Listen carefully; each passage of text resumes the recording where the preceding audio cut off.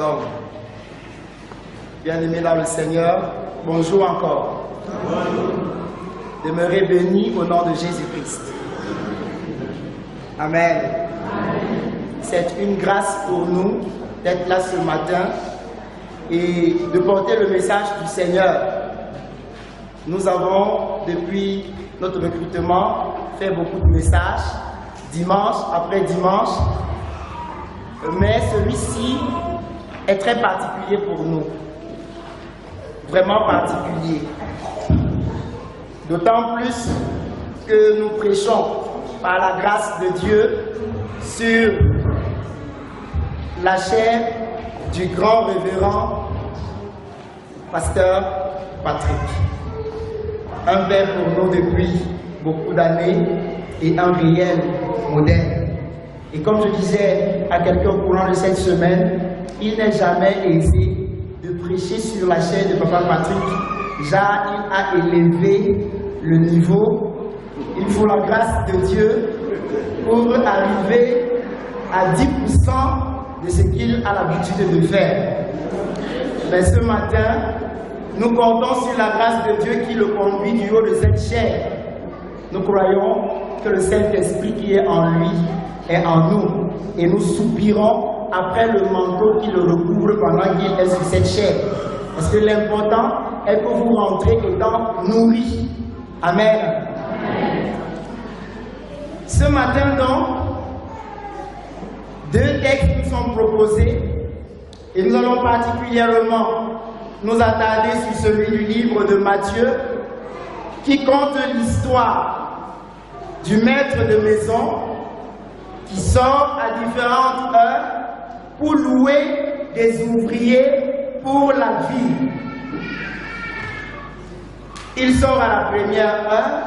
Dans notre contexte de Bafoussam, on peut le comprendre un peu facilement. Généralement, très tôt le matin à la totale, à partir de 5 heures, il y a des jeunes avec la houe et la machette et ils n'ont pas de champ. Ils attendent là parce qu'ils savent qu'il y en a qui ont des champs mais qui n'ont pas de temps ou assez de force pour aller travailler. Alors quand nous sortons souvent le matin à 5 ans, on se dit je vais m'arrêter à la totale et je vais prendre des ouvriers pour le champ. Et notre maître de maison donc a fait un premier arrêt à la première heure qui est l'équivalent de 6 heures et il a trouvé des ouvriers. Il a loué la quantité qu'il fallait pour travailler dans son champ. Pas tout ce qu'il a trouvé. Il a été raisonnable en se disant peut-être après moi quelqu'un d'autre viendra louer les ouvriers. Et il prend cette première vague, il les envoie dans son champ. Et il ressort vers la 3e heure, sensiblement vers 9 heures. Et au même carrefour, il trouve encore des ouvriers. Bon, le matin j'étais rationnel, mais ici je peux faire un peu plus pour accélérer le travail dans mon champ. Et il dit, allez aussi travailler dans mon champ. Cette fois, il n'y a pas d'arrangement. Juste, je vous donnerai ce qui est raisonnable. Et il ressort vers la 6e heure, sensiblement 12 heures, et la 9e heure, sensiblement 15 heures, et il fait le même constat. Il y a toujours des ouvriers au carrefour. Et il fait la même chose. Allez aussi travailler dans mon champ. Ici, il n'y a pas d'arrangement possible parce que, bon, je vous fais juste une faveur. Mais je vais vous donner ce qui est raisonnable. Et à la 11e heure, donc 17 heures, il sort encore. Donc généralement, si les ouvriers entrent au champ à 6 heures, c'est pour sortir à 18 heures. Et il trouve encore des gens. Mais vous, qu'est-ce que vous faites là? Est-ce que c'est parce que vous êtes paresseux ou c'est parce que personne ne vous a loué? Est-ce que c'est parce que pendant qu'on vient prendre les autres, vous êtes discret? Et un courageux dit, non maître, nous, personne ne nous a loué. Et nous sommes là. Bon, il n'y a pas de souci, allez aussi dans mon champ. Même comme il ne manque qu'une heure, je vais faire avec vous ce qui est raisonnable. Et ils vont au champ, ils travaillent. 18 heures est arrivé, le maître de la maison appelle l'intendant Et lui dit, il faut payer les ouvriers. Et commence par les derniers. Et à ceux-là, tu donnes un denier aussi. Si on suppose la journée du champ, dans notre contexte de Bafoussam aujourd'hui, c'est 3 000 francs. Donc on suppose que le matin, ils se sont entendus pour 3 000 francs.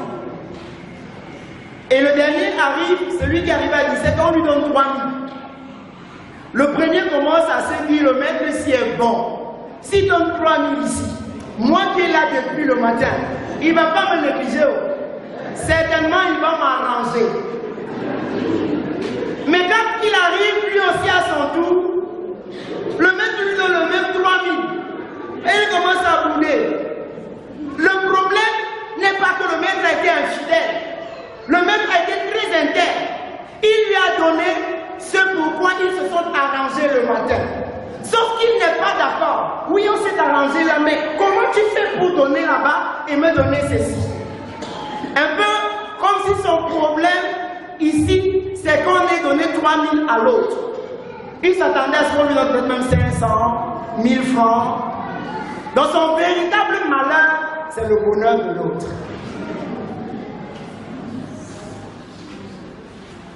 Et le maître entend comme ils sont en train de murmurer. Comment moi qui est là depuis le matin, et la chaleur, et ceci, et puis il me donne aussi la même chose que celui qui est venu et n'a travaillé qu'une heure. Moi, je ne suis pas d'accord. Et le maître lui dit, viens. Pourquoi est-ce que tu murmures? Non, tu me donnes 3 000 et celui-là qui est venu à 17 heures, tu donnes 3 000. Comment c'est possible? Mais est-ce que je ne t'ai pas donné ce pourquoi on s'était entendu? Est-ce que je ne suis pas libre de faire de mon argent ce que je veux? Je donne à qui je veux. Les premiers seront les derniers. À la lecture de ce texte, on a envie de se demander qu'est-ce que les premiers ont fait de mal et qu'est-ce que les derniers ont fait de plus. Et j'ai envie de dire, la grâce de Dieu est encore disponible. Amen. Amen. Si c'est le royaume des cieux qui est semblable à un maître de maison, nous pouvons catégoriser le royaume des cieux en 4 groupes. Pendant qu'on parle du royaume des cieux ou alors de Dieu, on veut parler d'un lieu où Dieu règne en maître absolu. Ce n'est pas un royaume qui est dans le ciel, mais c'est un royaume où Dieu règne en maître absolu. Alors on peut le catégoriser en 4 groupes. Premièrement, ceux qui voient le royaume comme étant le ciel, tel que l'apôtre Paul a décrit dans le livre de Philippiens chapitre 1. Le ciel, le lieu où nous irons un jour, le paradis de Dieu, ce lieu qui est orné d'argent, de matière précieuse, ce lieu où il y a des anges et des archanges, les 24 vieillards, tel qu'Apocalypse le décrit, un joli lieu, un endroit merveilleux, où nous tous les chrétiens, nous espérons y être un jour. Qui vient à l'église en espérant aller en enfer? Ou alors rester sur terre? Nous tous, nous espérons tous au royaume céleste, au paradis de Dieu, là où on dit qu'il n'y aura plus de pleurs et de grincements de dents, il n'y aura plus de malheur, il n'y aura que des louanges. Et nous attendrons en longueur de journée notre Maître Jésus nous dit des choses. Mais le royaume des cieux peut aussi et est la manifestation de Dieu sur la terre. Oui, loin d'être ce royaume que nous pensons lointain, il est aussi présent, se manifestant au milieu de nous par le Saint-Esprit. Depuis le commencement, le royaume des cieux se manifeste sur la terre. Genèse 1, la terre était informe et vide. Les ténèbres couvraient la ville, mais l'Esprit de Dieu se mouvait. Dieu donc se manifeste sur la terre par le Saint-Esprit. Par le Saint-Esprit, Moïse a fendu la mer Rouge. Par le Saint-Esprit, les apôtres faisaient des miracles, guérissaient des malades. Et de nos jours encore, par le Saint-Esprit, nous guérissons des personnes malades, nous faisons des miracles et nous prêchons le message du ciel. Le royaume des cieux est aussi un espace localisable où Dieu est couronné roi. J'ai envie de dire l'ambassade du ciel sur la terre. Et ce lieu localisable, c'est l'Église.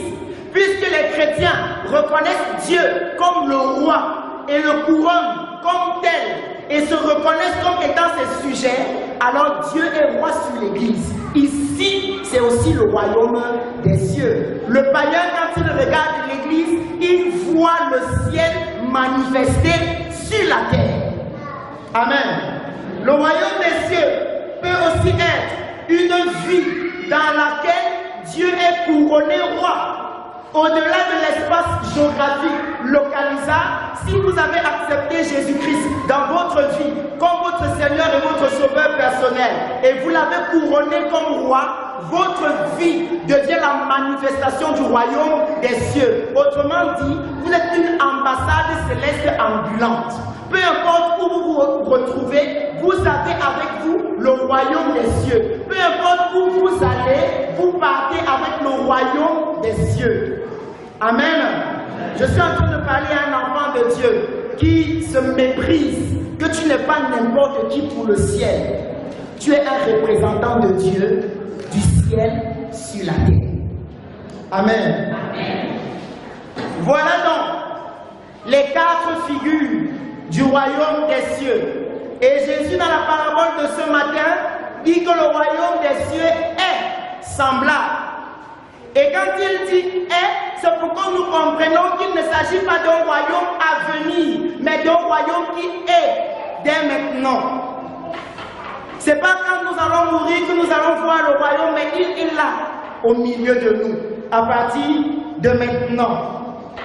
Que ce soit le royaume comme le ciel, il est et se manifeste depuis toujours le royaume des cieux ou alors le paradis a été. Certains se disent que c'est quand on va mourir, on va aller dans un purgatoire. Attends, je ne sais pas si c'est pour qu'on construise le royaume des cieux, mais je vous dis déjà qu'il n'y a pas de purgatoire. Il n'y a que le royaume des cieux. Si un élu de Christ meurt maintenant, sa place est garantie dans le royaume des cieux qui est le paradis. Amen. Ah oui, si aussi un païen, quelqu'un qui n'a pas confessé Jésus, pas maintenant, sa place est aussi en enfer. Amen. Et ce royaume est semblable à un maître de maison. Un maître de maison est une personne aguerrie qui dirige une maison, qui prend des décisions, qui est conséquent. Il attribue des tâches, il peut être le propriétaire ou non de la maison. Et quand il n'est pas le propriétaire, il rend fidèlement compte au propriétaire de sa gestion. Le royaume des cieux est semblable à un maître de maison. Peut-on traduire ce matin la manifestation de Dieu sur la terre, le ciel, le paradis, une vie transformée par Jésus qui dirige de manière aguerrie, qui est conséquent et qui recrute des gens pour le champ de la mission céleste. Nous verrons donc, chers bien-aimés, dans notre message ce matin, le royaume des cieux comme une opportunité de visitation pour chaque vie. Et ce matin, j'ai envie de rassurer quelqu'un qui est troublé à l'intérieur de lui, de reconforter quelqu'un, d'encourager quelqu'un. Et pendant qu'on parle du royaume des cieux qui se déplace, j'ai envie qu'on comprenne que quand le royaume des cieux se déplace, il vient avec tout ce qu'il a et tout ce qu'il est. Les commandements, les recommandations, mais aussi les grâces de la promotion, du mariage, de l'emploi, du voyage, des très bonnes choses. Le royaume où nous disons qu'il n'y a pas de pleurs ni de grincement de dents ne nous attend pas, est venu à nous. Et ce matin, Jésus nous parle de ce royaume comme étant une opportunité de transformation de vie. Oui, Et revenant à notre texte donc, nous nous rendons compte que le royaume des cieux se déplace, visite des gens à un carrefour précis, leur apportant des grâces, mais aussi les engageant pour une mission. Et la mission pour les chrétiens, c'est l'évangélisation tout naturellement. Sauf que ceux qui attendent la grâce de la visitation les reçoivent aux heures différentes. Et il y a une catégorie qui a eu à attendre jusqu'à moins d'1 heure pour que la journée finisse. Ils ont vu depuis 6 heures les gens recevoir des grâces devant eux, des gens être visités devant eux, des gens avoir une vie changée devant eux. Et ils se demandent à quand notre tour.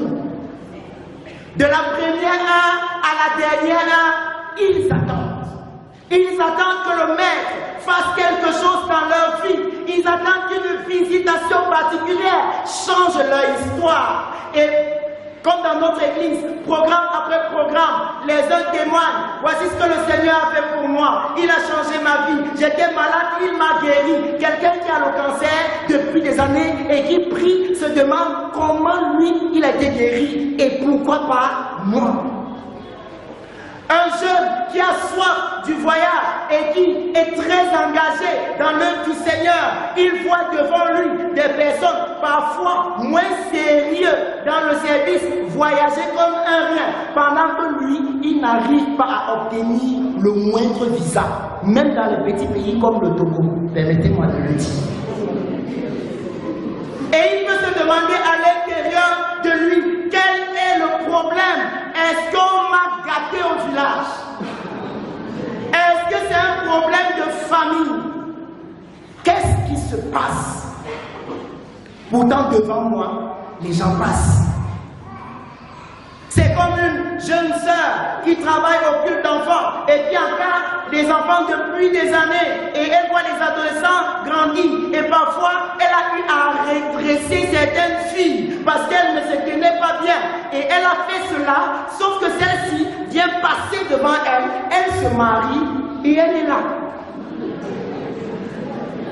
Et elle peut se demander quel est le problème. Rencontre d'intercession, elle est là. Rencontre de louange, elle est là. Rencontre d'enseignement, elle est là. Assidu au culte, très respectueux envers les pasteurs. Mais les gens passent devant elle. Et c'est là qu'on commence à comprendre que ce n'est pas chose aisée de se réjouir du bonheur des autres. Parfois, vous avez fréquenté dans le même contexte, même établissement, vous avez eu les mêmes professeurs, même programme, tu étais même meilleur de ta promotion, mais sorti, le dernier de la classe est classé quelque part, toi tu es non classement. Et tu peux te demander quel est le problème.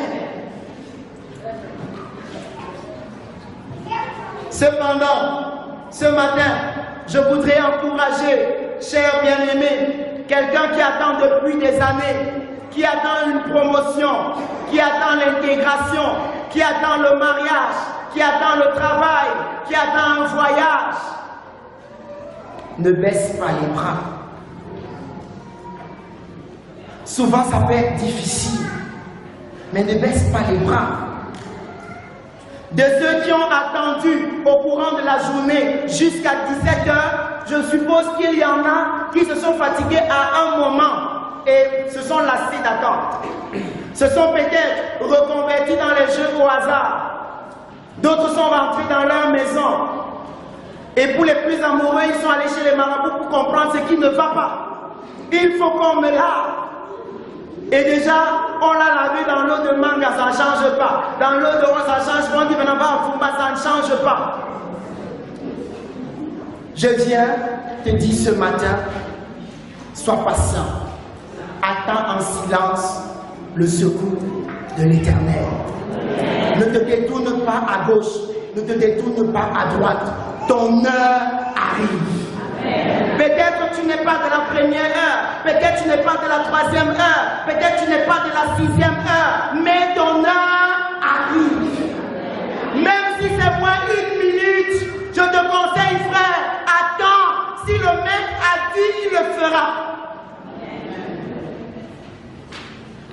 Il a promis qu'il sera avec nous. Et s'il l'a dit, il le fera.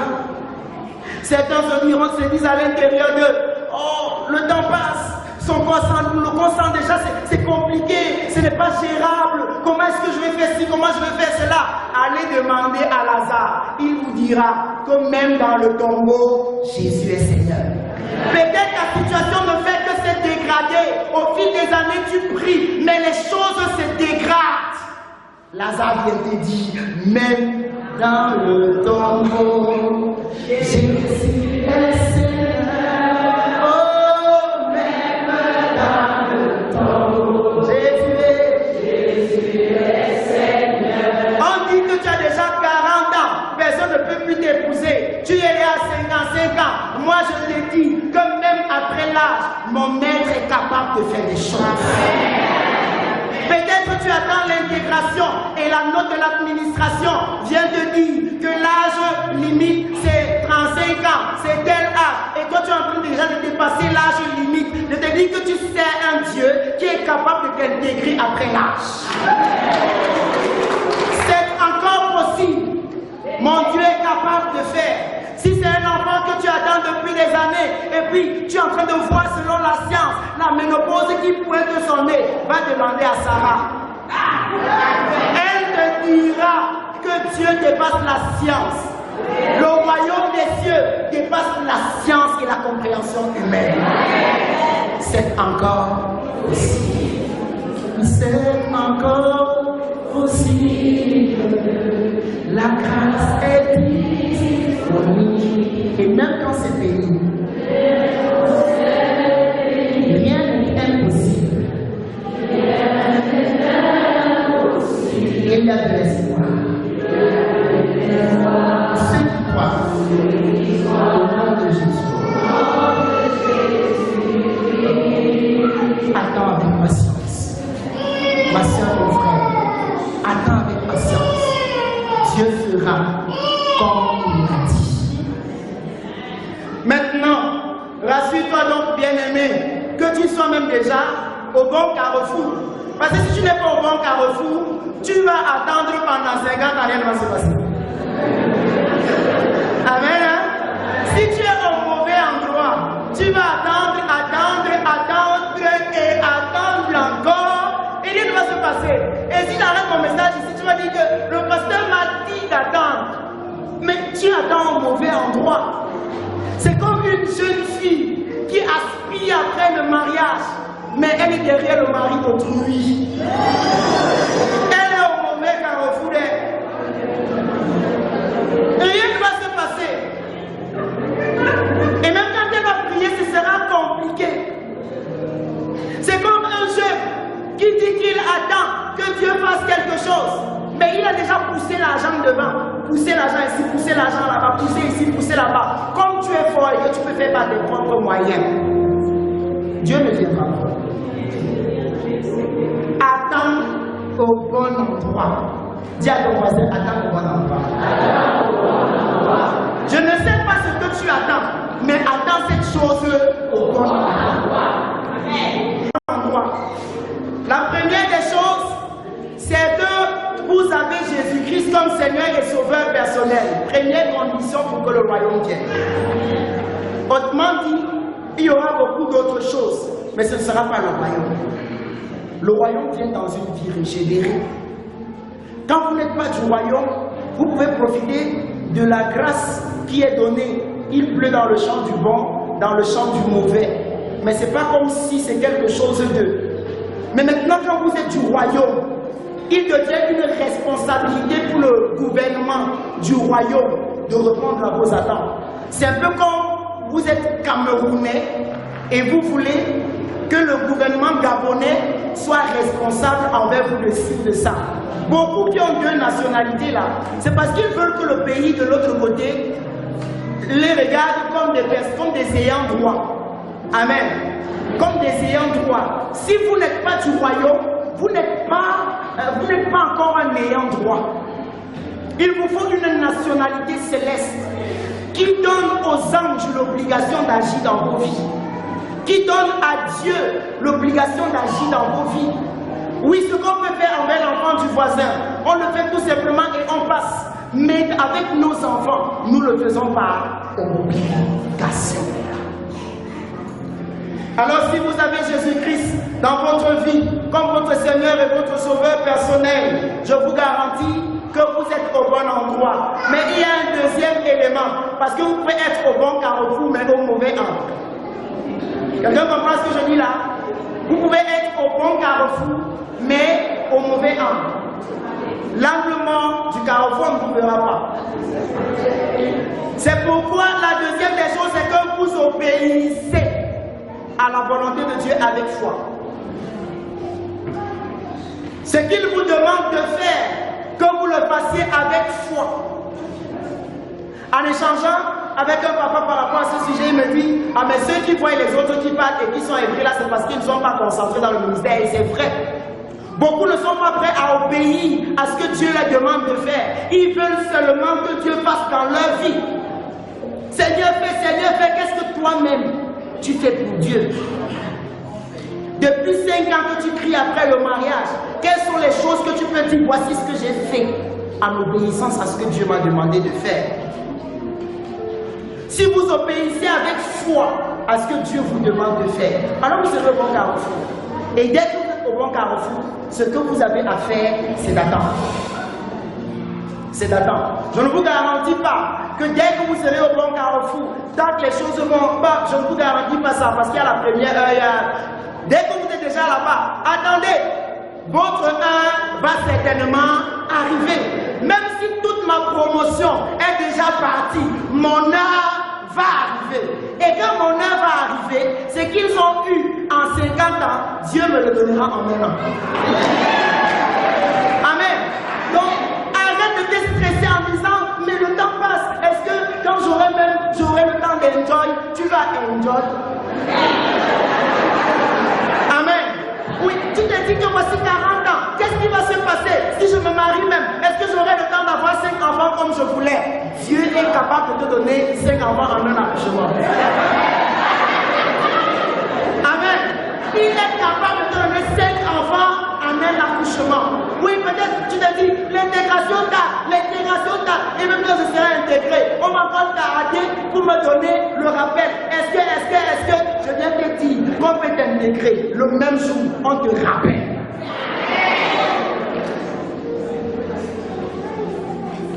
Dieu est capable. Nous nous arrêtons là, bien-aimés. Et nous t'encourageons. Ne baisse pas les bras. Peut-être tu es au bon carrefour depuis et les choses t'attendent toujours. Ne baisse pas les bras, Dieu fera. Peut-être tu n'es pas au bon carrefour si tu es au bon carrefour. Abandonne les choses bizarres dans lesquelles tu peux te retrouver maintenant, qui sont pour toi comme une canne du jour terrible. Et reviens au bon carrefour. Je suis en train de te dire, laisse le mari de quelqu'un et reviens au bon carrefour. Je suis en train de te dire, laisse les jeux au hasard et reviens au bon carrefour. Je suis en train de dire à un chanteur, laisse les cabarets et tu reviens au bon carrefour. Je suis en train de te dire, laisse les copinages par-ci, par-là, reviens au bon carrefour. Le maître passe.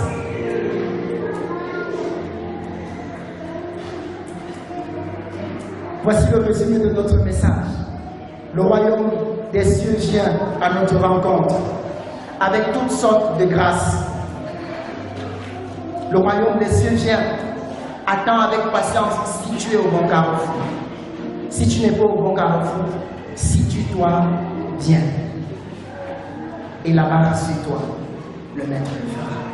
Si les promesses tardent, attends, elle s'accomplira certainement. Que Dieu bénisse en nous l'écoute, la méditation et la mise en pratique de sa parole. Amen. Amen.